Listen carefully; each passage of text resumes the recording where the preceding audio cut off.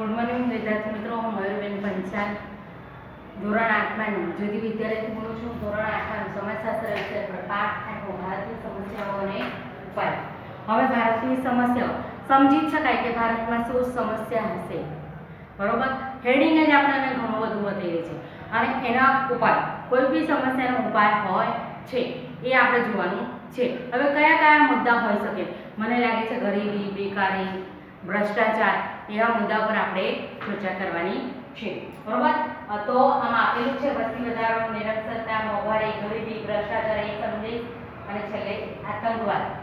તો આ બધા વિશે ચર્ચા કરીશું. પુસ્તક તમારે હાથમાં રાખવાનું છે. પાઠ 8 ભારતની સમસ્યાઓ અને ઉપાય. આપણા ભૌતિક સાધનો બદલાયા છે, પણ પ્રજાની કેટલીક આંતરિક બાબતોમાં અપેક્ષિત બદલાવ થતો નથી. પ્રામાણિકતા, નૈતિકતા, નાગરિકની સમજ, ફરજો, પરિવહનની જાગૃતતા, પર્યાવરણ સુરક્ષા, વૈજ્ઞાનિક અભિગમ, તરફી વલણ વગેરેમાં હજી ઉદાસીનતા જોવા મળે છે. હજુ પણ સમાજ વહેમો, નિરક્ષરતા, અજ્ઞાનતા અને અંધશ્રદ્ધામાંથી સંપૂર્ણપણે બહાર આવ્યો નથી, બરોબર. આ શું છે? બધી સમસ્યાઓ છે એક પ્રકારની, કે લોકોમાં નૈતિકતાની હજી ઉણપ છે, કે નીતિથી વર્તવું જોઈએ, દેશના હાથમાં કાર્ય કરવું જોઈએ કે પ્રજાના હાથમાં કાર્ય કરવું જોઈએ. એના સિવાય અંધશ્રદ્ધાઓ ઘણી બધી છે, બરોબર. તો એ બધા વિશે લોકોમાં જે અજ્ઞાનતા છે એ જોવાનું છે. હવે સ્થાનિક સ્વરાજ્યની સંસ્થાઓ, શિક્ષણ સંસ્થાઓ અને સ્વૈચ્છિક સંસ્થાઓ દેશના વિકાસમાં અગ્રીમ ફાળો આપી રહી છે. હવે સ્થાનિક સ્વરાજ્ય રાજ્ય તરફથી જે સંસ્થા છે એ શિક્ષણ સંસ્થાઓ અને સ્વૈચ્છિક એટલે સમાજ માટે કાર્ય કરતી સ્વઈચ્છાથી સ્થાપેલી સંસ્થા દેશના વિકાસમાં અગ્રીમ ફાળો આપી રહી છે, જેની સામાજિકતા અને વ્યાવસાયિકતાની પ્રગતિ કે વૃદ્ધિ ગોઠવાતી જાય છે. હવે ધીમે ધીમે આ સંસ્થાઓ ઘણું બધું કાર્ય કરી રહી છે અને ધીમે ધીમે દેશમાં સુધારો આવતો જાય છે. સમાજ રચનામાં બદલાવ થતો જાય છે, જે ઘણી સારી બાબત છે. હજુ પણ કેટલીક સમસ્યાઓ પડકારો છે. ગંદકી, બરોબર. આપણે જ્યાં બેઠા છીએ ત્યાં આપણા ઘરમાં તો ગંદકી આપણે કરવાની ગમતી નથી, પણ ઘણા લોકો ઘરની બહાર નીકળીને આજુબાજુમાં કચરો નાખે છે.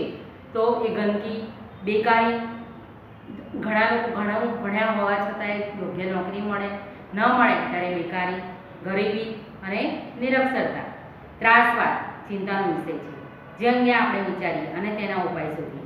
વાસુદેવ કુટુંબકમની ભાવના સાક્ષર કરી. વસુદેવ કુટુંબકમ એટલે કે બધા એક જ કુટુંબના સભ્યો છે. હવે ભારતીય સમસ્યાનું માળખાગત સ્વરૂપ નીચે મુજબ છે. આંતરિક સમસ્યાઓ કઈ છે? તો વસ્તી વધારો, નિરક્ષરતા, મોંઘવારી, ગરીબી, બેકારી, શહેરીકરણ, સાંપ્રદાયિકતા, ભ્રષ્ટાચાર અને આતંકવાદ. પ્રાદેશિક સમસ્યાઓ છે ભાષાવાદ અને પ્રદેશવાદ. સીમાવર્તી સમસ્યાઓ છે. કુદરતી સમસ્યાઓ છે પૂર, દુષ્કાળ, ભૂકંપ, સુનામી, જ્વાળામુખી અને પ્રશ્નોત્તર. હવે કુદરતી સમસ્યાઓ પર આપણું નિયંત્રણ નથી.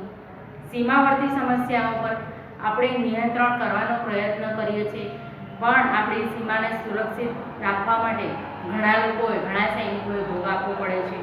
પ્રાદેશિક સમસ્યાઓ ભાષાવાદ અને પ્રદેશવાદ છે, એટલે કે મારી ભાષા છે, મારી આ પ્રદેશ છે. એ એક મોટી સમસ્યા છે કે બધા એક જ ભારતના નાગરિક છે એવી લોકોમાં ભાવના ઓછી છે, પણ હું આ પ્રાંતનો, આ દેશનો, આ ભારતનો, આ પ્રાંતનો, આ રાજ્યનો અને આ ગામનો વ્યક્તિ છે એવી ભાવના વધારે છે. હવે આંતરિક સમસ્યાઓ જે છે એમાં ઘણા ઉપાયો સરકાર શોધી રહી છે, એના પર આપણે ચર્ચા કરીએ. આવી સમસ્યાઓ પૈકી કેટલીક સમસ્યાઓ વિશે આજે આપણે વાત કરી અને તેના ઉપાયો વિશે જાણકારી મેળવી. હવે પહેલી છે વસ્તી વધારો.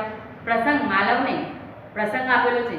માલવને તેના મામાના લગ્નમાં જવાનું હતું. તેની મમ્મી સાથે તે બસ સ્ટેન્ડે આવ્યું.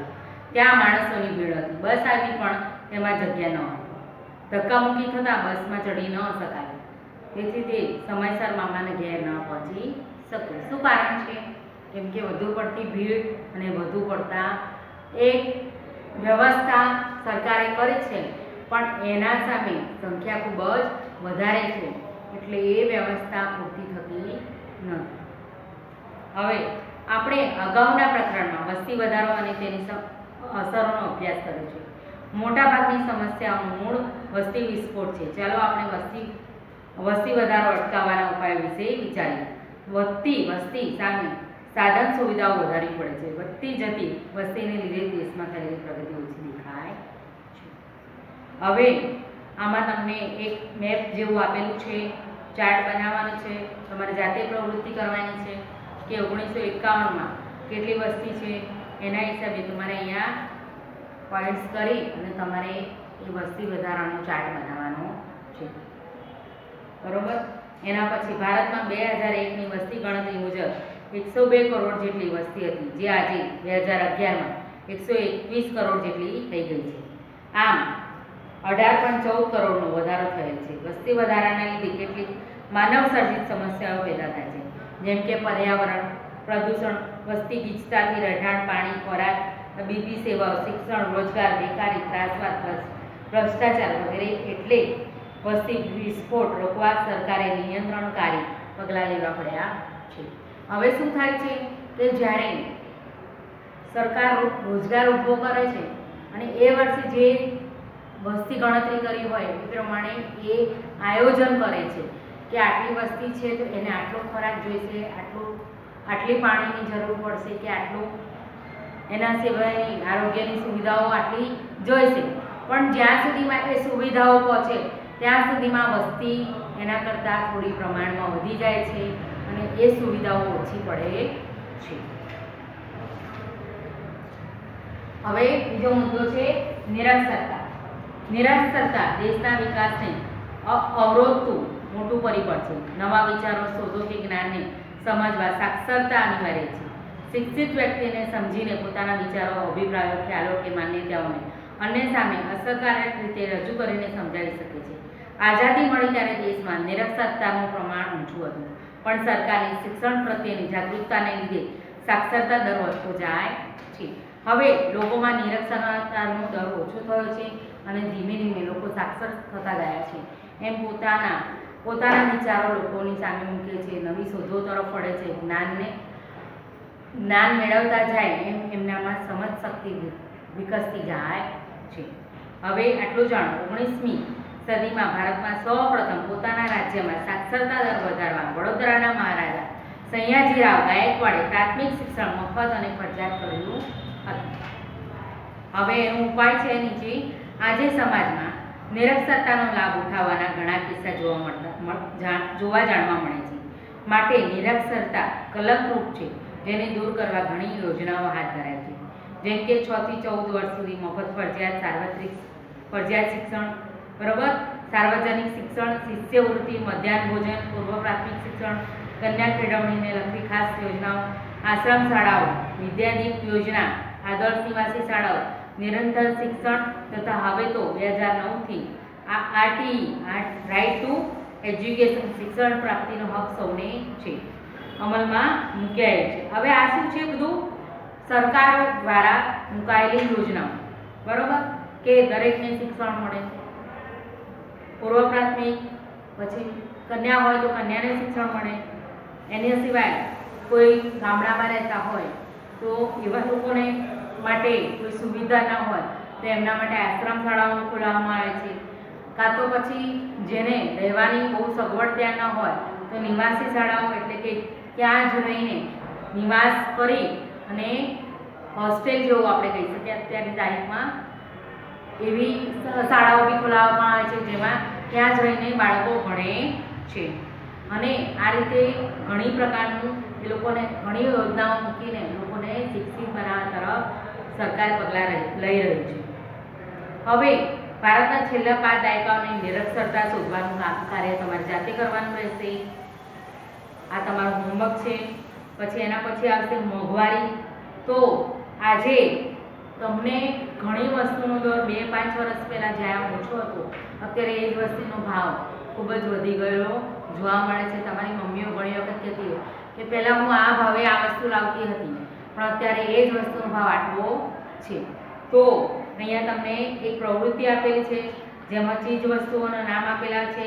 1 લીટર કે 1 કિલોગ્રામમાં કેટલું મળે છે, 5 વર્ષ પહેલાંનો ભાવ શું હતો, આજનો ભાવ શું છે અને ટકાવારી શોધવાની છે.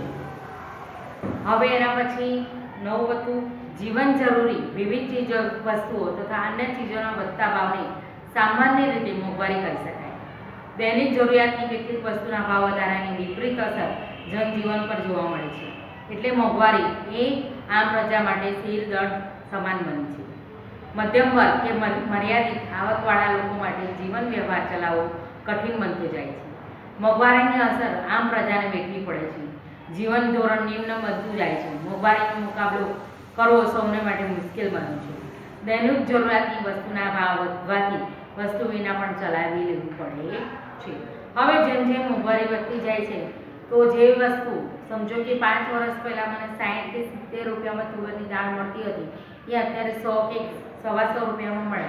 તો હું બી જ્યારે અનાજ ભરાવા જાઉં તો એની માઠી અસર મારા પર પડે છે કે કેટલી બધી વધી ગઈ છે ભાવ, તો થોડી ઓછી લઉં, બરાબર.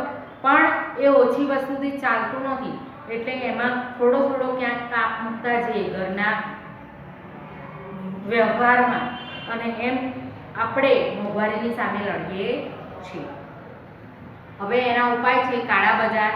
એટલે એવા લોકો છે કે જે વસ્તુ ખેડૂતો દ્વારા ખૂબ જ સસ્તી આવી પણ એનો સંગ્રહ કરી રાખે અને જ્યારે ભાવ વધે ત્યારે એને બહાર કાઢીને વેચે અને મોંઘા ભાવે વેચે છે અને કાળા બજાર કહેવાય છે. સંગ્રહખોરી, આવા લોકો સંગ્રહ કરીને રાખે છે અને વસ્તી વધારો મોંઘવારી માટેના જવાબદાર પરિબળો છે. તેને રોકવા નાગરિક તરીકે આપણે શું કરી શકીએ? કરકસર અને સમજદારીપૂર્વક જીવન વ્યવહાર ગોઠવવો જોઈએ એ જેનો ઉપાય હોઈ શકે છે. મેં હમણાં જ કહ્યું હતું કે જે દાળ 60માં મળતી હતી 120માં મળે ત્યારે હું શું કરીશ કે ઘરમાં બને એટલી કરકસરથી કે આપણે જોઈએ એટલું જ બનાવવાનું અને એ કરકસર કહેવાય. ઓછું નથી બનાવવાનું, ખાવું જેટલું જોઈએ છે એટલું તો બનાવવું જ પડે પણ જે ફેંકી દેવું પડે એવું બનાવવું ન જોઈએ. એટલે કરકસરથી જીવન જીવવું જોઈએ. હવે ગરીબી, એના પછી મુદ્દો છે ગરીબી. ગરીબી આપણા દેશની ગંભીર સમસ્યા છે. દેશના મોટાભાગના લોકો જીવન ધોરણની પાયાની જરૂરિયાતો જેવી કે રોટી, કપડાં, મકાન, રોજગાર, શિક્ષણ, આરોગ્યથી વંચિત રહેતા હોય તેવી સ્થિતિને ગરીબી કહેવાય છે.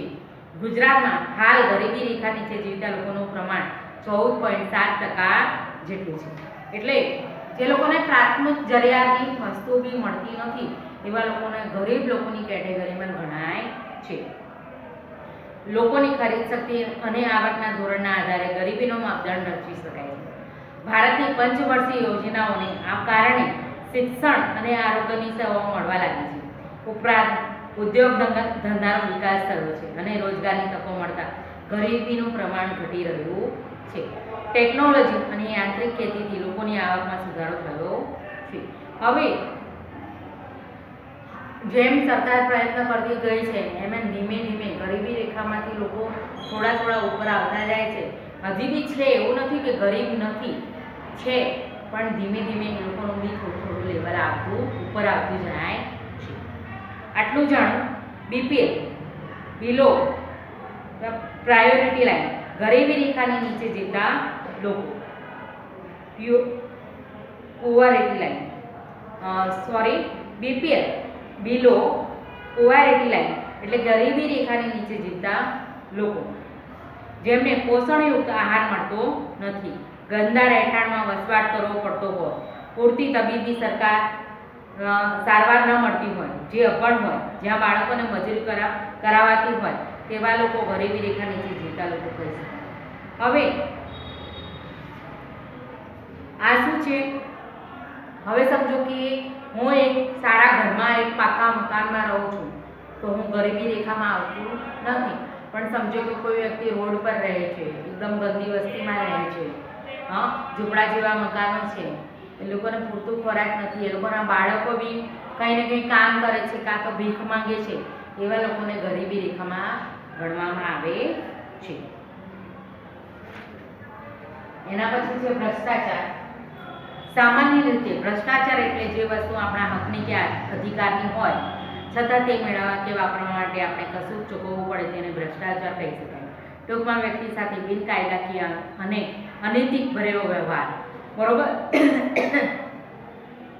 ઘણી જગ્યાએ આપણને ખબર છે કે આ વસ્તુમાં મારી જ છે, આ વસ્તુ સરકાર તરફથી મને મળી છે અને એનો લાભ લેવા માટે આપણે જ્યારે 200 કે 500 રૂપિયા ખવડાવવા પડે તો શું એ વસ્તુ શું છે? ભ્રષ્ટાચાર છે. સોરી, ભ્રષ્ટાચારની અસરો. ભ્રષ્ટાચાર અને લાંચ રૂશ્વતથી નીચેના જેવી અસરો જોવા મળે છે. માનવ અધિકારોનો ભંગ થાય છે, રાષ્ટ્રનો વિકાસ અવરોધાય છે, નૈતિક મૂલ્યોનો હાસ થાય છે, મોંઘવારીને પોષણ મળે છે, કાયદા કાનૂન પ્રત્યે વિશ્વાસ ઘટે છે અને સગાવત પોસાય છે, માનવીય વિશ્વાસ અને શ્રદ્ધા ઘટે છે. આ બધી ભ્રષ્ટાચારની અસરો થાય છે. એ સમજો કે કોઈ વ્યક્તિ પોતાના, હવે સમજો કે કોઈ એક કોલેજ છે એમાં એડમિશન બીજાને મળી શકે, એના સારા ટકા હોવા છતાં બી હું મારા ઘરના કોઈ સભ્યને એ જગ્યા આપી દઉં, કાં તો એ નોકરી આપી દઉં, કાં તો એ સ્કૂલમાં એને હું મારી ઓળખથી એને લઈ લઉં. એ શું છે? એ સગાવાત પોસાય છે, ભ્રષ્ટાચાર ફેલાય છે, ધીમે ધીમે ગરીબી રેખાનું પ્રમાણ વધતું જાય છે. બરોબર. એના ઉપાય. ભ્રષ્ટાચારના દૂષણને દૂર કરવા 1988થી ભારત સરકારે કાયદાની જોગવાઈ કરેલ છે. 1964માં લાંચ રૂશ્વત વિરોધી બ્યુરોની રચના થયેલ છે, જે ભ્રષ્ટાચારની તપાસ કરે છે અને નાગરિકોને આ સમસ્યાના ઉકેલ માટેનું માર્ગદર્શન આપે છે. હવે એક સંદેશ આપેલો છે. લાંચ લેવી કે લાંચ આપવી એ બંને બાબતો ગુનો બને છે, એટલું જાણો. ભ્રષ્ટાચાર કે લાંચ રૂશ્વત નાબૂદ કરવા થયેલી જોગવાઈઓ તથા કાયદાઓને જાણો. નિયામક શ્રી લાંચ રૂશ્વત વિરોધી બ્યુરો, બંગલા નંબર 11, ડફ નાણા, શાહીબાગ, અમદાવાદ. આ આપણા ત્યાં આવેલી સંસ્થા છે જેમાં લાંચ રૂશ્વત લેતા લોકોને પકડવા માટે જોગવાઈ કરેલી છે. એમાં તમને ફોન નંબર બી આપેલો છે. હવે છેલ્લું, બેકારી અને બેરોજગારી. આટલું જાણો ને વિચારો. ભારત ભરતીની જગ્યાની વિગત. ભરતી માટેની ખાલી જગ્યાઓ, મળેલી ઉમેદવારોની અરજીની સંખ્યા. બેકારી એટલે જે આપણે કામ કરી શકીએ એમ છે છતાં બી આપણને કંઈ કામ મળતું નથી, તો એ બેરોજગાર કહેવાય છે. હવે ભરતીની જગ્યા આપેલી છે, વિગત છે ઉચ્ચતર પ્રાથમિક શિક્ષક તરીકેની. હવે ભરતી માટેની ખાલી જગ્યાઓ કેટલી છે? 13,000. મળેલ ઉમેદવારોની અરજીની સંખ્યા કેટલી છે? 1,50,000. એટલે 10-15 ગણી વધારે. તો આમાંથી 13,000 લોકોને લીધા પછી જે લાખ, 1.5 લાખ, 1.25 લાખ લોકો શું થશે? બેકાર બને છે. હવે આધુનિકતા અને બેરોજગારી. આજના વૈજ્ઞાનિક યુગમાં અદ્યતન ટેકનોલોજીથી બેકારીમાં વધારો થયો છે, જેમ કે કમ્પ્યુટરાઇઝ કાર્યપ્રણાલીથી સારી ગુણવત્તાવાળું કામ ઝડપી બન્યું છે અને માનવીનું કામ યંત્રો ઉપાડી લેતા બેકારી વધી છે. હવે કમ્પ્યુટરે શું કામ કર્યું છે? જે કામ 10 વ્યક્તિ કરી શકતા હતા, કમ્પ્યુટર 1 કે 2 વ્યક્તિ ઝડપથી કરી શકે છે. કમ્પ્યુટર દ્વારા ઝડપથી થાય છે એટલે બીજા રહેલા 2 વ્યક્તિને તો નોકરી પણ મળે છે, પણ બીજા 8 લોકો બેકાર બને છે. એમ ટેકનોલોજીએ સૌથી મોટો બેકારીમાં ફાળો આપ્યો છે. સારી ગુણવત્તાવાળું કામ ઝડપી બન્યું છે અને માનવીનું કામ યંત્રોએ ઉપાડી લેતા બેકારી વધી છે. ગામડાઓમાં ખેતીમાં યાંત્રિકીકરણ થતા ખેડૂતો માટે રોજીરોટીનો પ્રશ્ન વિકટ બન્યો છે. તેઓ કામની શોધમાં શહેર તરફ પડ્યા છે, જેથી ગામડા તૂટતા જાય છે. શિક્ષણનો વ્યાપ વધ્યો છે, પણ નોકરી કે રોજગારીની તકો પૂરી ન સર્જાતા પણ બેકારીનું પ્રમાણ વધેલ છે. હવે શું થશે? ઘણા બધા લોકો શિક્ષિત તો થઈ જાય છે, પણ એ લોકોને નોકરી મળતી નથી, એટલે એ બેકાર લોકોમાં આવે છે. અને એના સિવાય ખેતીમાં બી યંત્રોએ ખેતીનું કામ સરળ બનાવ્યું, એમ બીજા જે મજૂરો વર્ગના લોકો હતા એ બેકાર બન્યા અને શહેરો તરફ વળવા માંડ્યા છે. શહેરોમાં વસ્તી ગીતતા વધતી જાય છે, તેથી પાણી, રહેઠાણ, વાહન વ્યવહાર, સ્વચ્છતા, આરોગ્ય અને શિક્ષણ વિષયક પ્રશ્નો ઊભા થયા છે. ગંદા વસવાટો અને ઝૂંપડપટ્ટી વધતા અસામાજિક પ્રવૃત્તિઓ, બાળમજૂરી, નશાકારક ચીજોનું સેવન, માનસિક તાણ વગેરે સમસ્યાઓ ઝડપથી વધી રહી છે. હવે શહેરોમાં ભાઈ આ જે ગામડેથી આવેલા લોકોના લીધે રહેઠાણ, વાહન વ્યવહાર અને એ બધાનો પુરવઠો ઓછો પડે છે. સ્વચ્છતાનો અભાવ દેખાય છે. આરોગ્ય માટે લોકોની જે લોકોને સગવડ જોઈએ એનો શહેરમાં અચાનક આવવાથી અભાવ વર્તાય છે અને એ લોકોને શિક્ષણ બી ત્યાંથી આવવા જવામાં એ લોકોના બાળકોનું યોગ્ય શિક્ષણ મળતું નથી. એ બધા પ્રશ્નો ઊભા થાય છે. અને જે આવા લોકો જે ગામડેથી આવ્યા છે એ ઘણી વખત ગંદી વસ્તીમાં કે ઝૂંપડપટ્ટીમાં રહે છે, તેથી એના દ્વારા ઘણી બધી સમસ્યાઓ ઊભી થાય છે. માનસિક પ્રવૃત્તિઓ અને એમના બાળકો ઘણી વખત બાળમજૂરી તરફ ધકેલાય છે, કોઈ નશાકારક ચીજોના સંસર્ગમાં આવે છે, માનસિક તાણ અનુભવે છે વગેરે સમસ્યાઓની ઝડપથી વધી રહી છે. 18 વર્ષથી ઉપરના જે લોકોને રોજગાર મળતો નથી તેઓ બેકાર લોકોની ગણતરીમાં આવે છે.